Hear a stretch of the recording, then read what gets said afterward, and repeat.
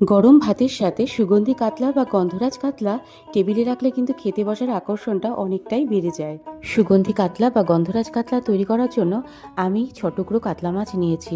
মাছগুলোকে ধুয়ে পরিষ্কার করে এর মধ্যে দিয়ে দিলাম স্বাদমতো নুন, 1 চা চামচ গোলমরিচ গুঁড়ো, গন্ধরাজ লেবুর পেস্ট ও গন্ধরাজ লেবুর রস। ভালো করে মাছগুলোকে মেখে নিলাম। অন্যদিকে আমি একটা মশলা তৈরি করে নিচ্ছি। আমি আগে থেকেই একটা বড় সাইজের পেঁয়াজকে হালকা সেদ্ধ করে নিয়ে কুচিয়ে নিয়েছি। আমি পেঁয়াজটা হালকা সেদ্ধ করে নিয়েছি, তার কারণ আমি পেঁয়াজে যে তীব্র গন্ধটা থাকে সেটা এই মাছ রান্নার খেতে চাইছি না। মিক্সিং জারে দিয়ে দিলাম পেঁয়াজ, 6-7টা রসুনের কোয়া, ছোট এক টুকরো আদা, 2টো কাঁচা লঙ্কা।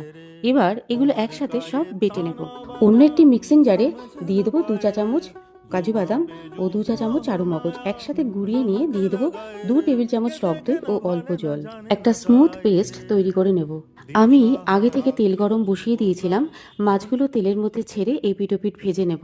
এই রান্নাটায় কিন্তু আমি একদমই হলুদের ব্যবহার করিনি, তার কারণ এই রান্নাটা কিন্তু একটু সাদাই ভালো লাগে দেখতে, সেই কারণেই মাছগুলো ভাজবার সময় আমি হলুদের ব্যবহার করিনি। মাছগুলো ভাজা হয়ে গেছে, এখন তুলে নিলাম। ওই মাছ ভাজা তেলের মধ্যেই গোটা গরম মশলা ফোড়ন দিয়ে দিয়ে দেবো পেঁয়াজ, আদা, রসুন, কাঁচা লঙ্কা বাটাটা।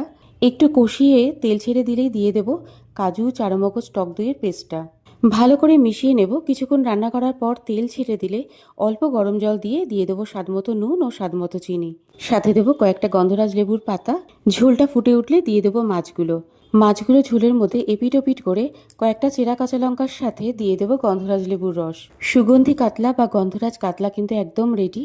এবার সার্ভ করে নিলাম। কয়েকটা গন্ধরাজ লেবুর পাতা ও গন্ধরাজ লেবুর স্লাইস দিয়ে আমি মাছটাকে সাজিয়ে নিলাম।